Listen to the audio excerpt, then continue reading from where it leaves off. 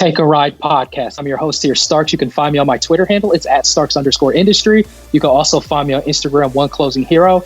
I'm not here alone this evening, morning, afternoon, wherever you may be in the fantasy world. I have the three-man running the wing, LT the Sage. How you doing today, brother? Doing good, doing good. Glad to go over some basketball news after this fine new year. All right, yes, it's definitely a new year. The 2020 vision. I got my villain and glasses on, and there's probably a reason why that LT is probably going to smack me on a player here, in particular on the recent news. So we are going to touch up on that. We're also going to touch up on some of the games here, a little bit of a slider games on Thursday, and on a Dynasty outlook on Ja Morant. So stay tuned for that. So you guys, make sure you check out newlifefantasy.com, join the mailing list, join as a member for free, see that, additional content behind the scenes. Also, make sure you subscribe, Sub-Zero that button on YouTube. Go ahead and hit that bell. It's dinner time. Comment below. Give us a thumbs up. It helps us to continue to grow. Also, subscribe to Take a Ride podcast. If you have if you got iTunes or Apple, Stitcher, or any of those things, make sure you write a review if you can. Spread the word and help us out so that way we can continue to grow this brand. So with that being said, I'm ready to take people on for a ride. And LT, I'll pass you the ball to run the offense there, brother. Appreciate that, brother. First recent news, we're going to be talking about Jonathan Isaac, and that's the player that I'm going to be giving. As you can see right here on 12/26/19, the juju was put on Jonathan Isaac by our own Starks. And Jonathan Isaac, unfortunately, looked very scary fall on his hyperextended left knee. He went out on a stretcher, but it's not as bad as we initially thought. 2 months out. So Starks, I'm gonna pass the rock to you because there's no one else to pass to. What do you feel about this? What do you feel about this hyperextended knee for Isaac and about the Magic? This is tough, and just like what LT said, and that's probably why it almost seems like it made sense for me to put the glasses on, because I'm considered the villain in glasses. And every article that I've written so far about like individual players, it seems like they've got hurt. So unfortunately, if I did put the juju on him, again, I apologize to the listeners. That goes with obviously Blake Griffin. We've seen what's been going on. Actually, he's ruled out for Thursday as we're recording. That's funny. That report just literally came out. And then at the same time, Devin Booker had a little owie for a little while when I wrote an article on him. And then look, Jonathan Isaac. This is unfortunate. So as far as him to be out, from what LT I think was saying, is you said that injury looked really bad. That he looked like he was going to be out longer, right? Yeah, it looked like it might have been. He definitely avoided like a torn, like a ligament damage, like actual ligament damage. He definitely avoided the worst there for sure. Yeah, so in saying that, it looks like at least he dodged a bullet. Hopefully, for you fantasy GMs and owners of Jonathan Isaac for this year, that's still a glimmer of light for you. If you have an IR spot or an IL spot, they would consider in Yahoo, then you're going to roster him and hold him the best way that you can. If you do not have an IL spot, I will still say do the best to hold on to him. Now, if you're in the standings that you're basically trying to crawl to the top, this is sad to say, but this is the honest truth. You need to eke out those wins. So what you're going to have to do is dial a GM and try to trade him away. I wouldn't want to do it, but if you're desperate at this time, we're about 50%, a little bit over 50, around that range of throughout the season. So you need to get those wins quickly and in a hurry. But who's going to take up the value? Obviously, it's going to be a collective amount of the team. And then one of LT's specials, Chemical Birch, which is Kim Birch, is going to get a value boost from the bench. We can also consider T-Pain, as LT would call him, Terrence Ross. And I forgot his name. It's like Wes and Dewey. And again, hooked on phonics guys. So those are the type of guys that is going to get some opportunity from the bench. I'll pass you the ball there. What's your thoughts on this, man? Yeah, I agree. You're probably looking at Chemical Birch coming in hot. Actually, Aaron Gordon. This is going to be very good eyesight for Gordon. He's going to free up on that wing spot. Let's see what he can do. Let's see what he can do with the extra shots and the extra space that is going to be created with Isaac gone. I mean, with Chemical Birch is probably going to still get in there, give some minutes. One of my old specials, Starks. Out real for quick. Go ahead. I was going to say, I think Aaron Gordon is hurt also. Oh, is he? Way. I did not. Yeah.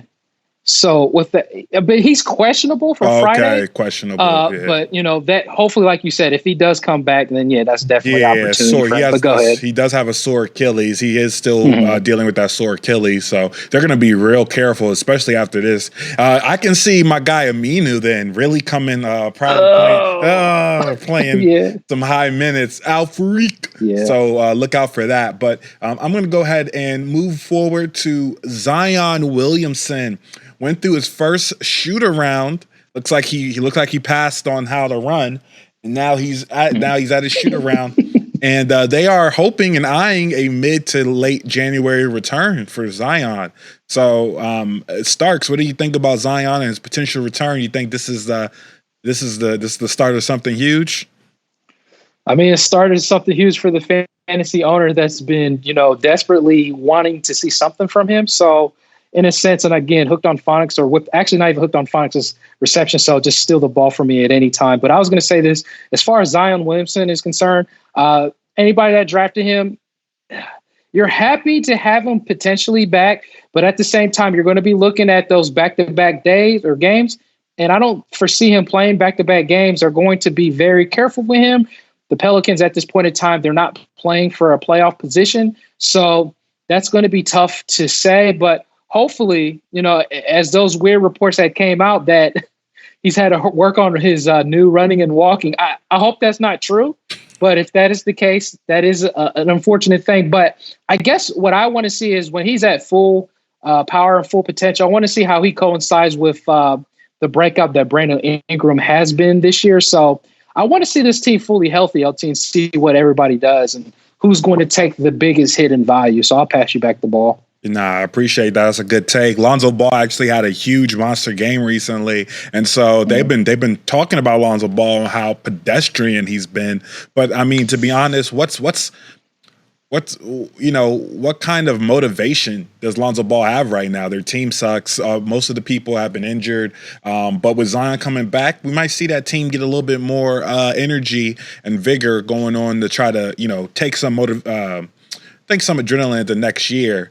But yeah, I'm with you. I don't think he comes back till probably late January, and then even then, they probably won't do anything before the All-Star break. So, but speaking of, you mentioned back-to-backs, he might not play. And speaking of that, good segue, Starks. Russell Westbrook just came out. That Russell Westbrook will not be playing back-to-backs for the rest of the year. So that is a huge fantasy hit right there. Now, there's not too many back-to-backs. They did reduce the amount of back-to-backs on teams this year, on the season. But this is big. This is big, Starks. What do you feel about Russell Westbrook just not playing back-to-backs? This makes sense. And I had the logic and even probably informed the listeners because, I specialize more in the Dynasty formats, but redraft and points leagues, it almost makes sense in this fashion too, because he's 29 to 30 years old, and, he relies so much on his athleticism. So in that sense, he's been told with a lot of injuries, and it makes sense for Houston to be a little bit more, I wouldn't say with handling with kid gloves, but it makes sense to have him load management. He deserves and he's earned that right. But obviously, as us fantasy GMs and owners, we have to look at it in a different way. In coming into this draft, I had the logic that maybe there would be some rest days for him, and especially these back-to-back days, that makes sense. Now, in the long term for him, if there's anything I want to say, at least on a positive note, I really hope that he plays another 3 to 5 years, and that's going to be really tough because of his style of gameplay. Because he's so relentless to get to the basket. And, how's this game going to, there's some players that can transition into, a pretty good jump shooter. And for Russell Westbrook, it's going to be a little tough for him because it's like, I just don't like to see him wear and tear on his body, unfortunately. But, the funny thing is, and I know you don't want to hear it, James Harden, he's a weird player. He can kind of get away with it because he gets fouled, right? And he doesn't. I don't know. He's a different type of player, and it's just Russell Westbrook. He's full on go, where Harden can kind of skip to my darling to the basket, or skip to the backwards and whatever shots he does and get away with it without really being aggressive to it. But, longer story short, for those that drafted Westbrook, I hope you got him maybe in a late or even early third round this year, because if you paid more, this is something I kind of expected. Yeah, for sure. Good take. Oh, go ahead. No, go ahead. Oh, I was going to say that completely right. And you think about it, Houston wants to make sure Russell Westbrook is ready for the playoffs. That's all the Rockets, if you think about it, that's all the Rockets care about. They don't care about the regular season. They don't care what their position really is in the rankings. Obviously, they want to win as many games as possible, but the Rockets, we want to see if they can win in the playoffs, and they want to make sure Westbrook is there for the playoffs. So that makes sense. Speaking of being there for the playoffs, the Mavericks have been doing their fair share of being a kind of a darling this year on the Western Conference. And we getting reports from Porzingis that his surgically repaired knee, he has some weird kind of unfortunately pain in certain areas, and he stated that he felt like it didn't feel right. Now this is the one that he just came back from. This is a big injury for the Unicorn. And I just this is scary because I have them in my fantasy leagues, and they're gonna play with kid gloves. I know the rest of the season, because let's be honest, Luka could probably get it done on his own. Starks, what do you think about this for the future of Porzingis? You think this is gonna be a touch and go subject the rest of the year? Yeah, it's gonna be they're going to handle him a little bit more with kid gloves. I can honestly see them not playing him on back-to-back sets. They're going to probably dial that down, at this point in time, especially what has happened recently. The people that are going to gain value from Dallas is going to be collective amount of the team, of course. We can obviously assume that Luka is going to handle a heavy load.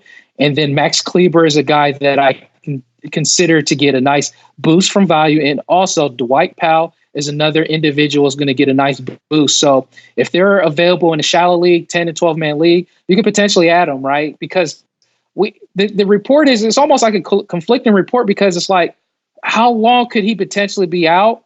And it's like, this report was kind of hidden under the radar. We just kind of caught this before coming on. But maybe he'll come back and be all right. But I guess my question to you, LT, is since you have him, and if someone's willing to buy him, especially the type of games he's had recently, and they believe that he's going to continue to be a force, would you sell him, or would you actually just hold on to him and hope that he comes back the same, and knowing that he might miss a little time here and there? Yeah, I would probably hold on to him. I wouldn't sell him. He's actually been very, very, very valuable, even when he's not scoring high. He's putting in big man stats. If you just look at his recent games right now, before his nice little 3-game stretch where his knee soreness was starting to flare up, look at that: 12 rebounds, 19 points, 18 rebounds, 22 points, and getting you 4 blocks. There's a lot of high block games. He's playing like a big man out there, and he's been helping me a lot. So it's going to be a hit to my team, but I got to hold with them. Hopefully it's just a little bit of soreness, and they're, I agree, they need to be safe with him for sure, because they're also making a playoff push, and they also want to make noise in the playoffs. So, these teams are, they're putting their chips in for the playoffs, and they don't care if they lose a couple games in the regular season to do it. It's not the greatest for fantasy, but hey, I understand it. So yeah, I wouldn't sell him, especially this is a prime time for the sharks in the water, as Starks would say, to come swimming up to you. So stay pat, see what's going to happen, and hopefully he can still produce at a top 100 level the rest of the year with those games out. Yeah, and real quick, let me also say this, because there was another report that came out while LT was giving that nice nugget of knowledge there on Porzingis, is that, with Blake Griffin out, it looks like it's going to be a hooked on phonics guy. So just always reach out to me on Twitter whenever I, pronounce names wrong. But I think it's Suke Dumbamwe.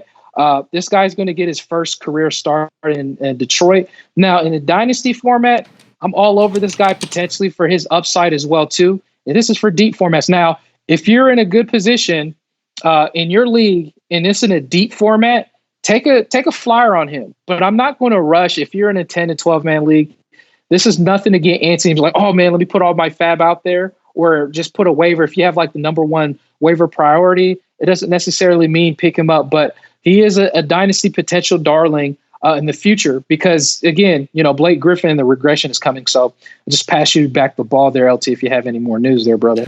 Yeah, I got one more. I know you want to touch on a high-tier player that is also finding his stride with opportunities due to injuries, and that's Jordan McRae. He's going cray-cray recently on his time and his scoring. I wanted to pass the rock over to you, Starks, as you are the Dynasty, the mastermind behind the Dynasty. What do you think about Jordan McRae, and is he just the next John Wall? No, it would be wishful. It would be wishful thinking and hopeful of that. But I will say this. I mentioned earlier in, a few episodes ago, everybody, like I said, was in the echo, in the hype train, jumping and putting all their fab and their chips on Gary Payton II. And again, like I said, it's not to say that I don't like him because I definitely like Gary Payton II. But Jordan McRae was basically, it was almost like Gary Payton. They wanted him more than Jordan McRae, which I can understand a little bit. But I was like, man, I think maybe we need to pay a little bit more attention to Jordan McRae. McRae has been solid here recently. Now, if he's available, even in the 12-man league, and you can afford to, drop someone to pick him up, yeah, I would do it quickly just because of, we know Bradley Beal's back, but they've already mentioned, from my understanding, that you can look for some load management to come his way. Because Washington, their record is not the best this season. They already have a lot of injuries. What are they playing for, right? I thought their record was a little bit better than what it is, but it's not. Mm-hmm. So the young talent is going to come out there. They're going to eventually come out to play.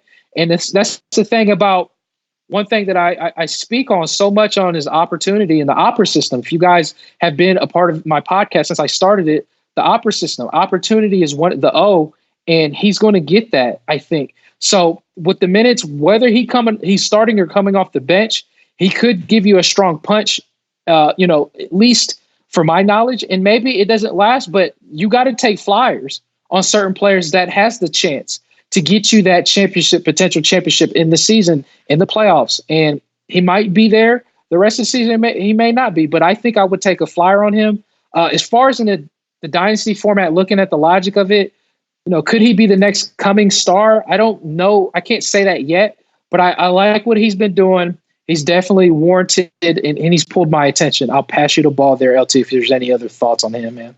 Nah, you said it perfectly. The one thing I will say about McRae is that he's not that young. So he's young, but he's not that young. So depending on how things go with the way the Wizards, how they play, they may go even younger on their roster moving forward, because they need to see what these young guys have. They have a lot of young talent on this team. Gary Payton II, Jordan McRae is younger but not as young. They got Phil Booth.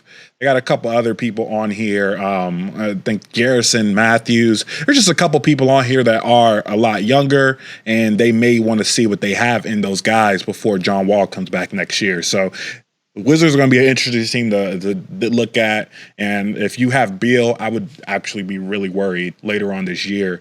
Coming down the stretch, because I don't see them playing him too much later in the year. But that's all I have, Starks. Did you have anything else on recent news? No, just like you touched up on it, I am a little bit concerned if I was a Bradley Beal owner right now. That's definitely true. So that's it. I'll pass you the ball if you want to touch up on some of these games here for Thursday, and then we can kind of move forward from there, brother. Yeah, I got one thing before we touch up on the games. I want to go. I want to do a solo dribble real quick. ISO. I am Sage Trade Corner real quick. I am tired of getting on Twitter and seeing people trying to trade CJ McCollum for Al Horford. I'm tired of it, okay? What? Exactly.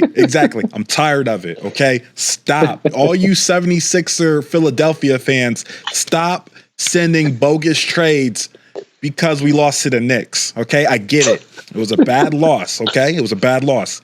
But no one's trading for Al Horford. No one.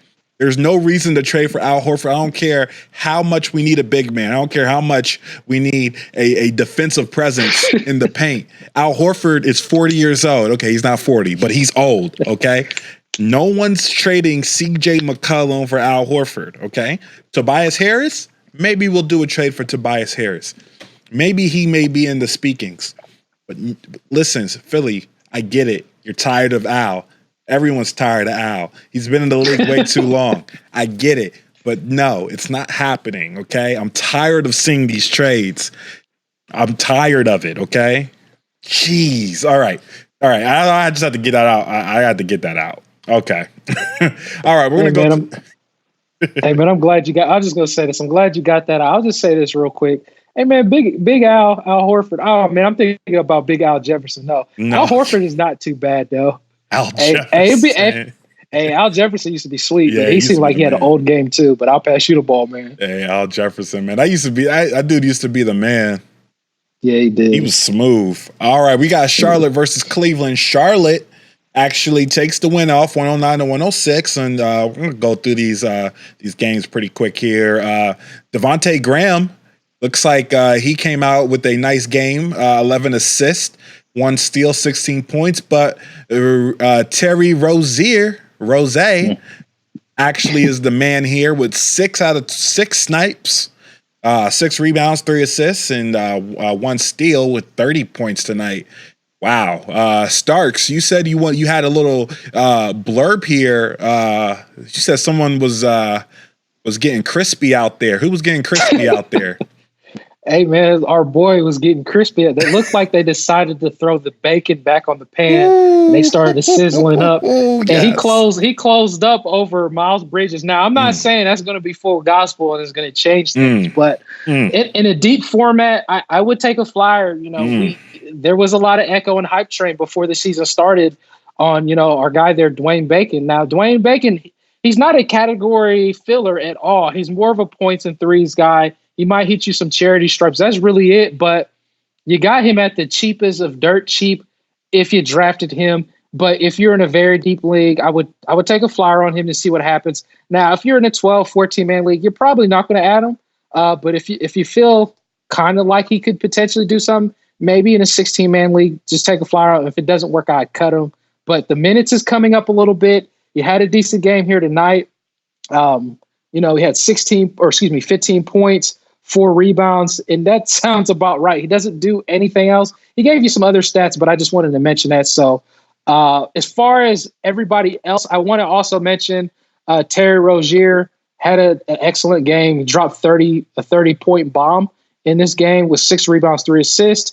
You know, that's something to look at. And I'll pass you the ball here. Well, actually, before I pass you the ball, Miles Bridges, he's been a really rough guy to own this year, and I can understand it from a lot of people that's own him because I have him in one of my leagues. But you know, although he was supplanted at the end of the fourth quarter, it seems I wouldn't get really wary about it. He should bounce back a little bit. But I'll pass you back the ball on Cleveland side if you want to touch up on that, or if there's anybody else there, man. Yeah, on the Cleveland side, we're really just looking at they lost, so nothing to see there. Chetty Osman actually had a really efficient and good game tonight. Only took 8 shots, but made 7 of them. Probably should have shot the ball a little bit more. But what we're really looking for, and my guy Sexton, I just want to mention, Sexton is a undeniably great points fantasy player this year. Yeah. He's doing it all for me in the points league we have. He's one of my consistent contributors, and he's adding a lot more threes lately to his game. So I love to see it. I want to not give love to Sexton, but we want to look at these young guns. And Kevin Porter actually had 24 minutes tonight. Again, Kevin Porter Jr. something to look at. Starks, anything else that sticks out to you on Cleveland? Yes, actually it does. Another player that I was hoping would start picking up a little bit is Garlick Jr. II, which is Darius Garland. He's been playing a little bit better the last couple of games. Double-digit points, I believe, the last 3 games. This game in particular, it looked like he had 8 assists with 14 points, 3 3-pointers. So that's definitely good to have. Now it makes me think that maybe he's going to start picking things up. Him and Colin Sexton. I mean, that's a nice little combo. Honestly, in a points league, if Darius Garland's available in a points league, I would actually try to step him up in a 14-man, 12 points league, maybe, to see how it works. Maybe in a 9-cat category league if you're in a shallow league, because Cleveland, they're a wasteland team. We know it almost seems like how long is Kevin Love going to be there? And if he still stays there, we can look at the concern of load management. So the young youth is coming. Kevin Porter Jr., we've already covered. That's what I got there, LT, for Cleveland. No problem. No problem. Good look. All right. We're going to go switch over to Utah, Chicago. Utah actually wins it out. And it looks like maybe a defensive effort here, 102-98.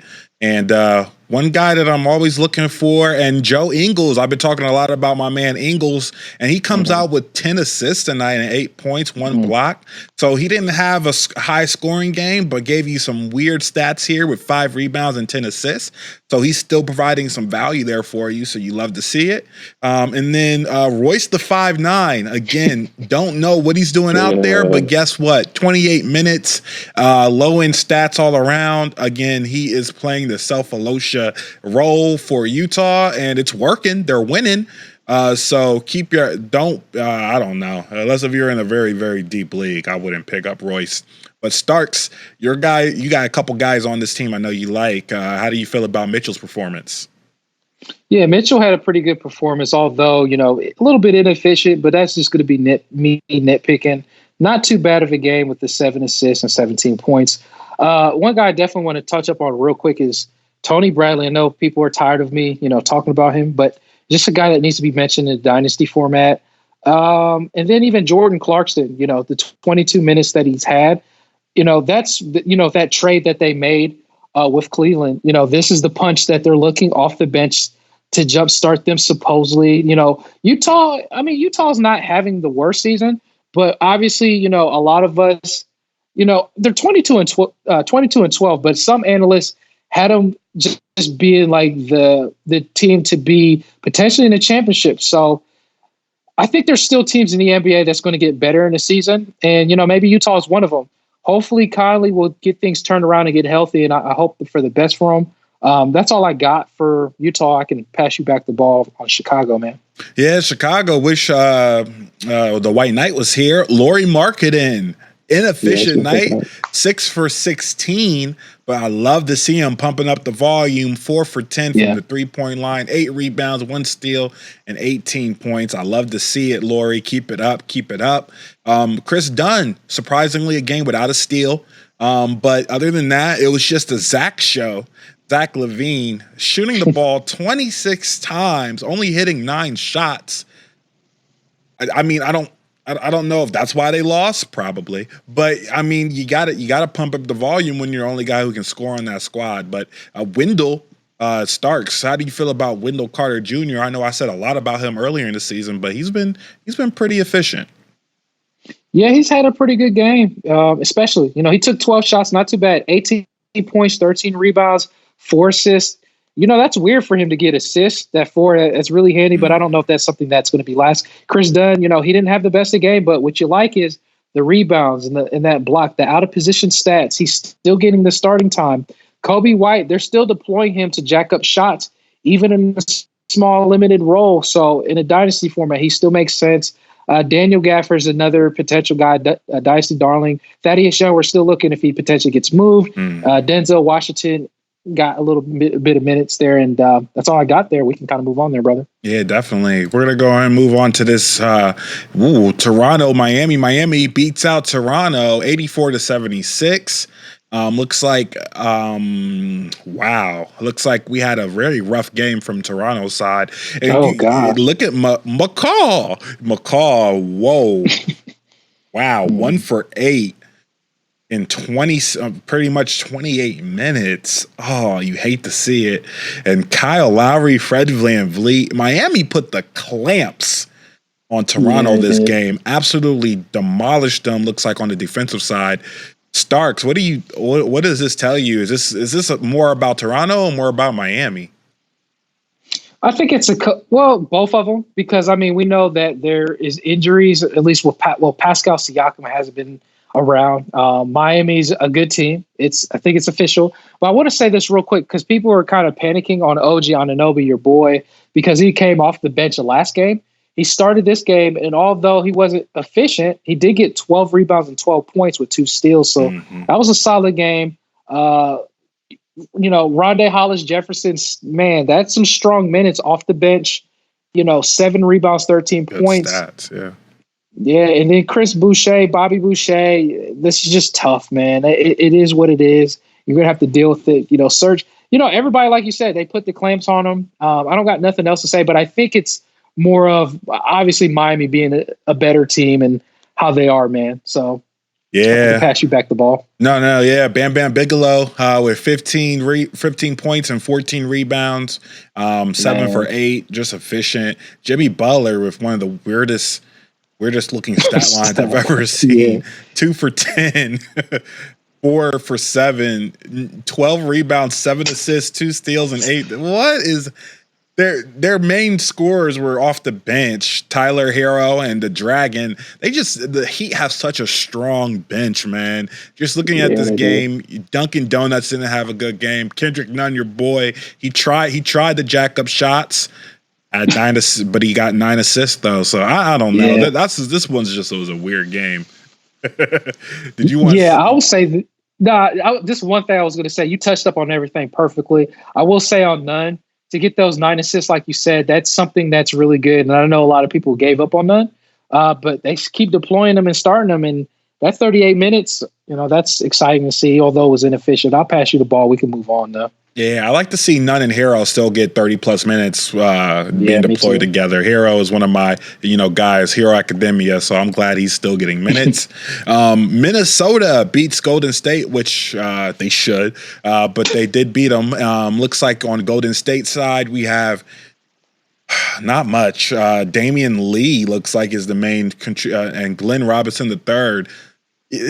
Okay, I'm gonna do a quick solo. Draymond Green is boo-boo. How do you only have 2 points? You are the perennial star on this squad. How do you have 2 points, 6 assists, 1 steal, 0 for 1 for 4?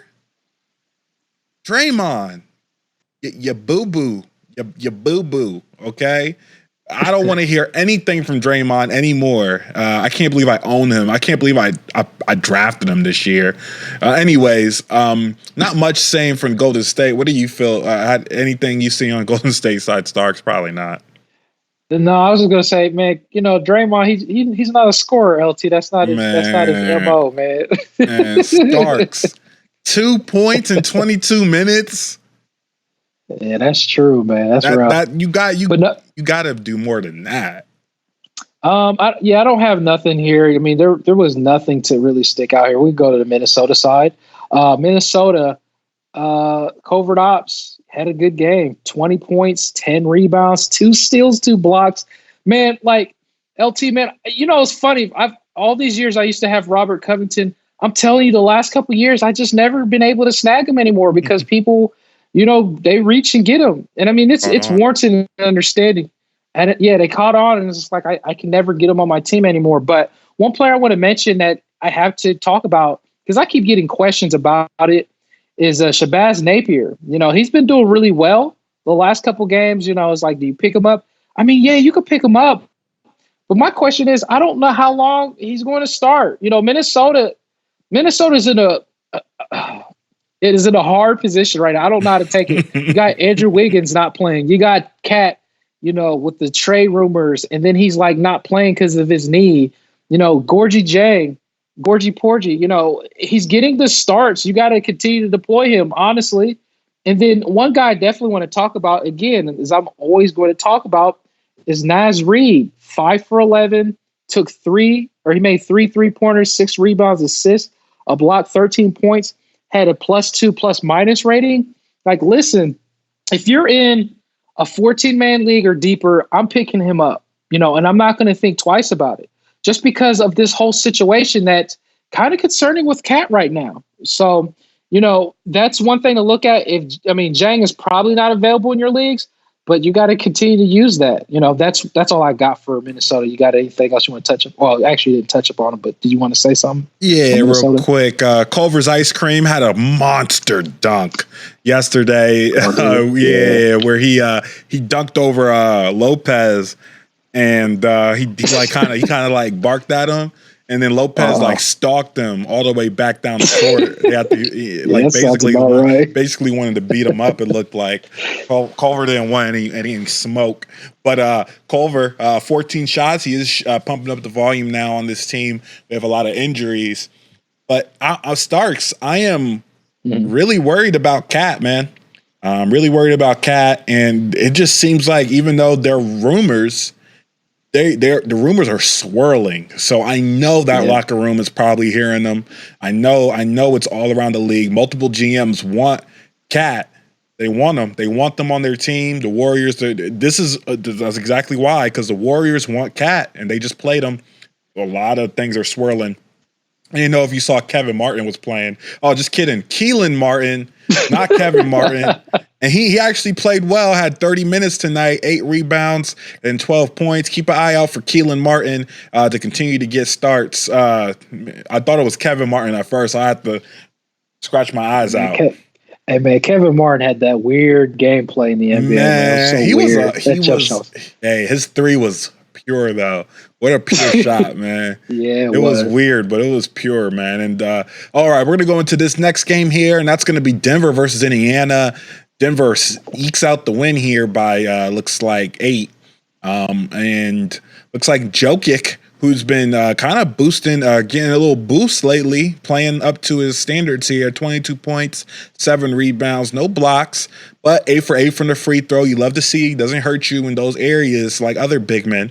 And Jamal Murray as well. Murray's pomade, one of our favorites. No, actually not one of my favorites, but he actually did well this game. 7 assists and 22 points as well. Starks. Anybody on here? Go ahead. Anybody on here you want to talk about? Yeah, your boy Barton. Did you want to touch up on him? Barton. And actually, Barton, I mean, I love Barton, but I had a trade offer for Gary Harris recently, and that's why I wanted to, I was going to touch up on that, but I forgot who they wanted. They wanted somebody that I wasn't giving them. So, but yeah, you can go ahead. I forgot who they offered me. Yeah, so Will Barton had a pretty good game with the 10 rebounds, inefficient, 16 points, but you'll take it. But one guy obviously is getting mentioned right now, and there's a lot of echo and hype, is Michael Porter Jr. Very, very efficient tonight. 11 for 12, 5 rebounds, 1 assist, and then he had 25 points off the bench.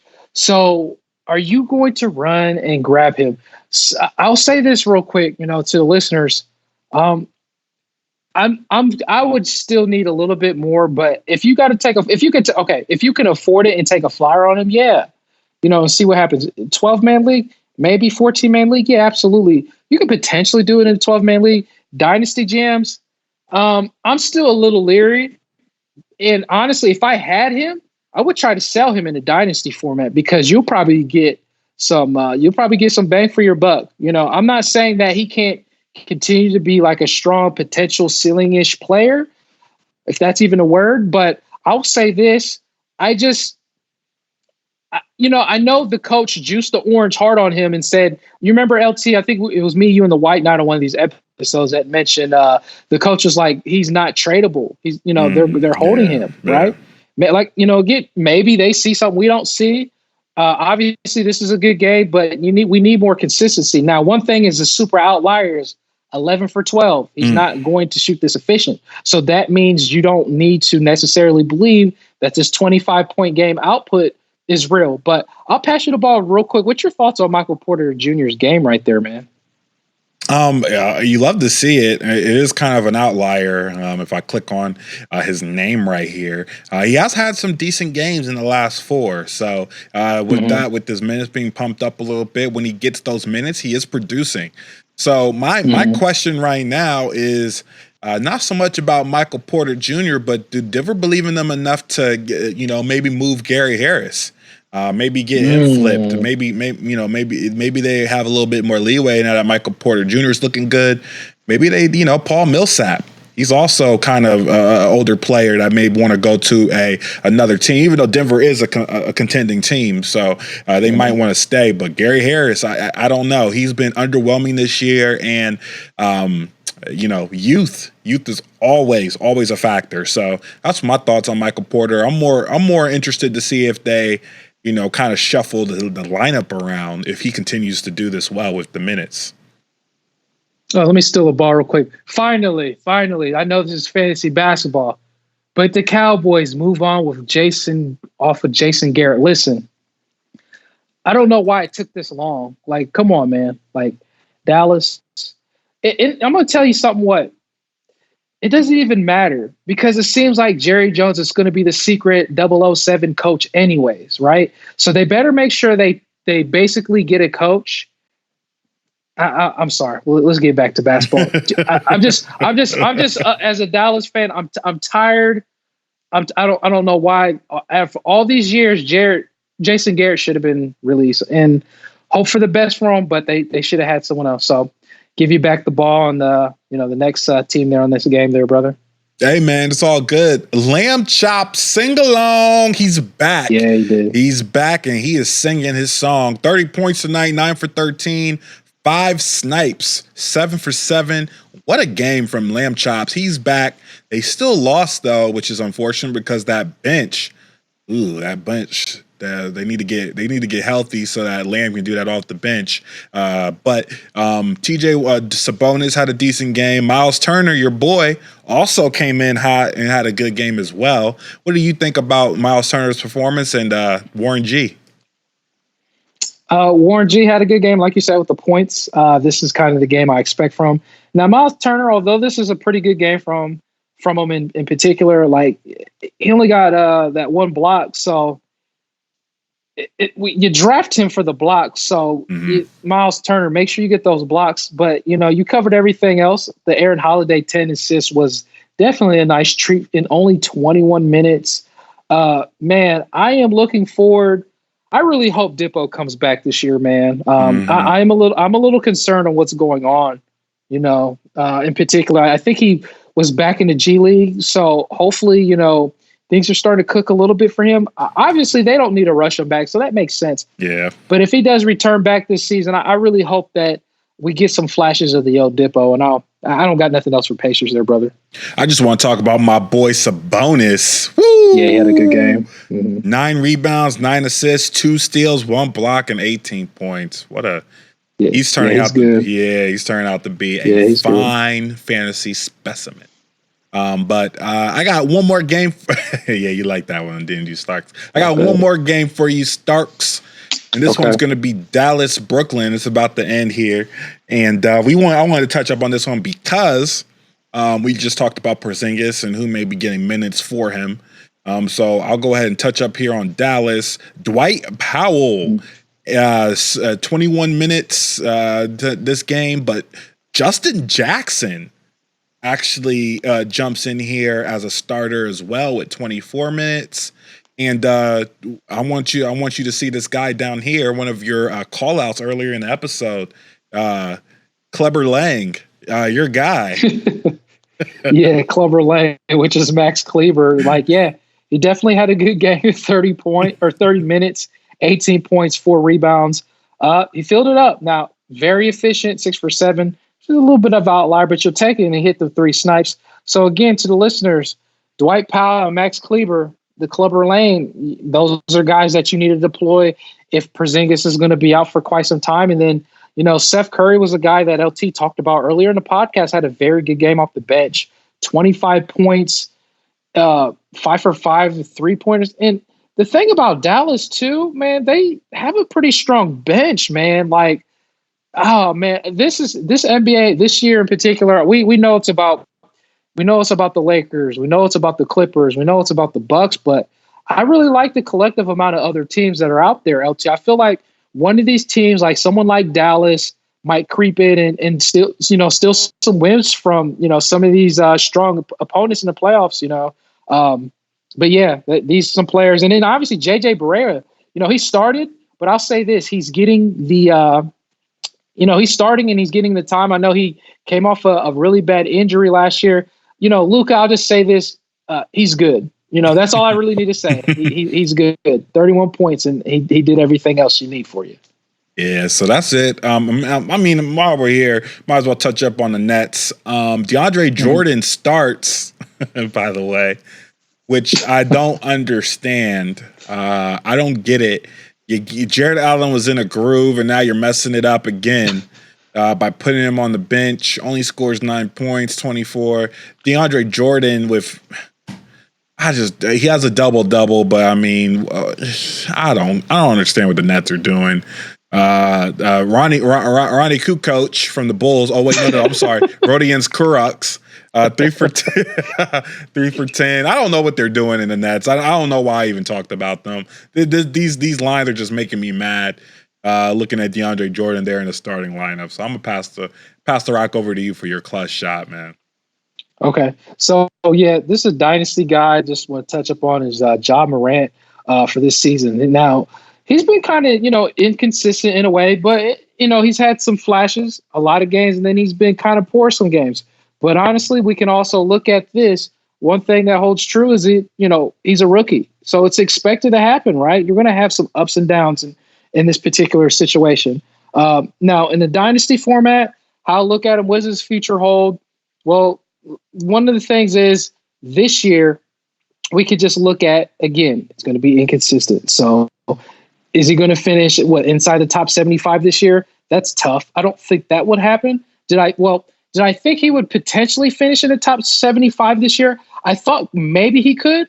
He's currently at 118 in the 9-cat category league, averaging 17 points. He's not averaging the 3, but you'll take the 6.5 assists, 1 steal. Field goal percentage, not too bad at 46%, 78% free throw percentage, and he has a high usage rate this year at 27%.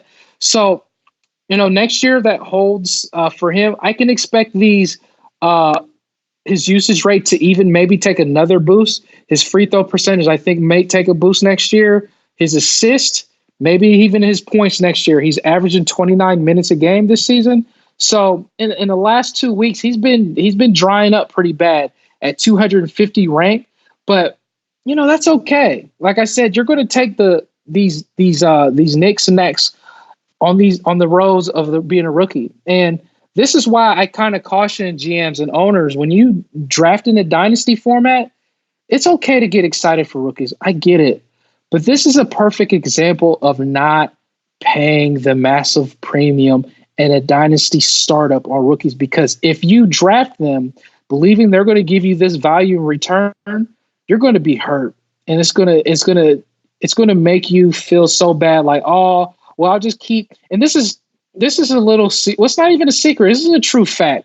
People get so excited on drafting rookies, and they keep saying, "Oh, I'm building for the future. I'm getting these young 18, 19-year-old guy.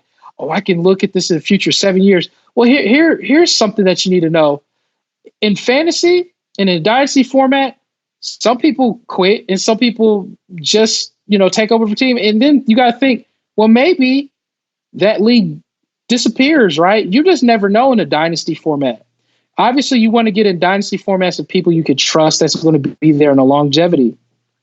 But that's why I say, at least the idea is at least have your mentality to win within 2 to 3 years. If you can win, the first year, absolutely. I would say 4 years is like a clear cut. I think you need to stay around that range. But if you're going to jump in there and believe that you're going to win with a guy like this, drafting him in the 4th round to believe that in a deep dynasty format, this is what can hurt you, right? And he was probably one of the highest guys to go off the board in the dynasty format. And I get it, but this is a perfect example. We could talk about Zion Williamson, right? He went in the 1st round in the dynasty format. In redraft leagues, he went in the 3rd and 4th round, maybe even earlier in the 2nd round. And, we make mistakes, and I can be honest, when I make mistakes too. In a points league, I drafted Zion, right? I took the risk about, I think it was late or early 4th round, and I'm paying the piper.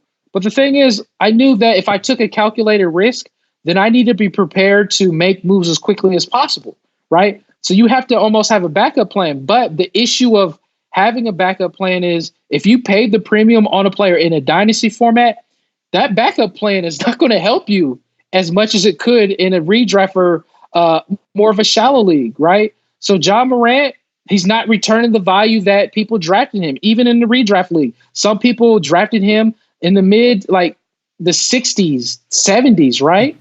He's not returning that value back. And this is tough. Do I think he's going to improve from the 118 range? Yeah, absolutely. Me and LT like him. We believe there's going to be better days to come for him. But that's just one of the things that I think it's important that, people that do drafts, that we need to temper our expectations a little bit for, these young cats that are coming out.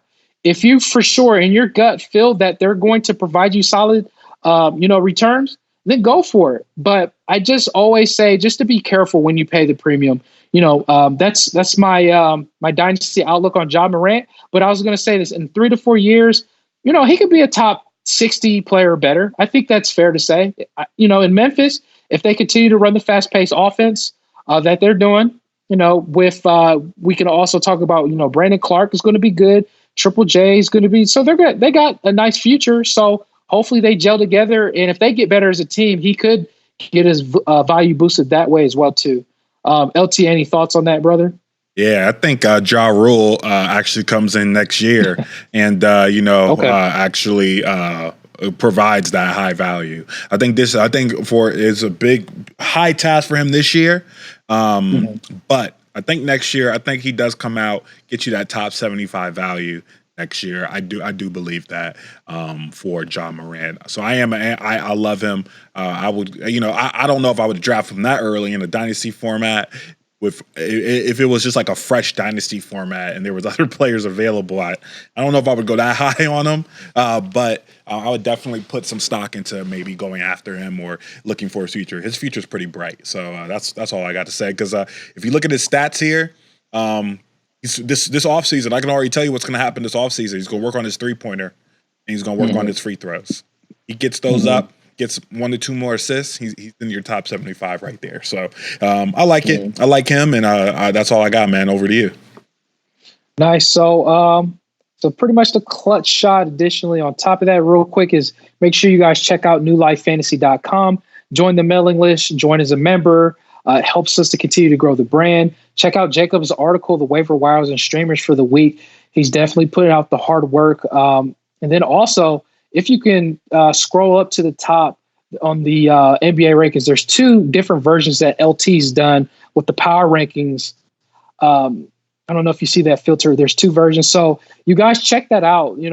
That's some good content that LT, the Sage, put out there. It gives you that idea with these teams on how to utilize these players. I think it's also a good dynamic that you can check out these NBA rankings, because this gives you the idea of players to, I guess it's my clutch shot, the players that can improve, right? Or who's going to get value off the bench. And off the bench, meaning that the team is so poor, who's the next person up that can gain value? We look at Atlanta, he had them more at the bottom, right? That is a team that particularly we can look at players like maybe Alex Lynn to come off the bench to give you strong minutes, right? Who else is another guy? Jabari Parker, Golden State. We already see it happening in Golden State. Damian Lee, right? We got Eric Pascal, Kai Bowman. The Knicks, we won't talk about the Knicks. We know what we get for the Knicks. Minnesota, we see them at the bottom, which is pretty bad, but LT has it right. So we already seeing people starting to formulate like Nas Reed, right? So this is very potent for you guys to get the upper hand in your league in deep formats or even in shallow leagues to pay attention. And even look at that Washington Wizards. We got Jordan McRae already, Gary Payton II. This is why it's important to utilize this from New Life Fantasy. Check it out. I think LT is going to try to update these once a week. So be on the lookout for that. But again, make sure you guys subscribe to the YouTube channel, Sub-Zero Style. Make sure you guys hit the bell. It's dinner time. Comment below. Give us a thumbs up. Make sure you guys subscribe to Take a Ride podcast. So that's my bid adieu. So I'll pass you the ball there, LT, if you got a clutch shot for the listeners, brother. Nah, no clutch shot, man. You've done a great job of the commercial. I'll just say, if you want to reach out to me, you can reach out to me at Twitter at Sage Network X. You can also find me on Instagram at new.life.fantasy. I'll probably post a clip from this podcast on there, so look out for that tomorrow. Trying to spread the word of the New Life Fantasy, and I appreciate you listeners, and you have a wonderful night tonight.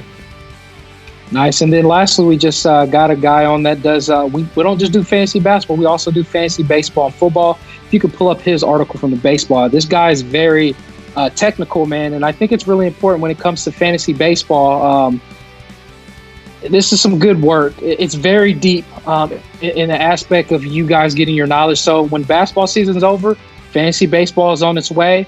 So make sure you guys check out the analytical, logic that he put down. He really laid it down, Micah. So appreciate his hard work. And you guys can find me on my Twitter handle. It's at Starks_industry. You can also find me on Instagram, One Closing Hero. You guys give me a follow, ask me a question, and I'll get to you at a prompt time. That's all I have. And I know you already gave your handle where they can find you at there, LT. So with that being said, you guys have a good evening, morning, afternoon, and take a ride.